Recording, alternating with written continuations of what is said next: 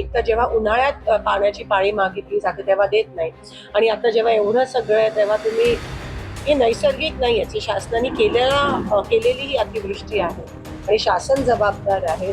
हे नैसर्गिक नाही आहे, शासनाने केलेली ही अतिवृष्टी आहे आणि शासन जबाबदार आहे.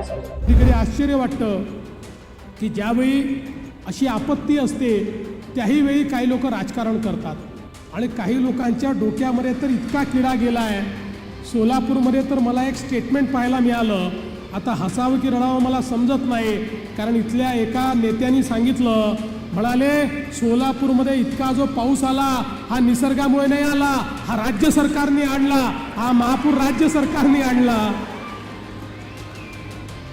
काय हरकत नाही, त्यांना एक फूल द्या आणि गेट वेल सून सांगा. कधी कधी परिणाम होतो असा, म्हणजे मानसिक परिणाम असतो, त्यामुळे त्याचं फार काळजी करण्याचं कारण नाही.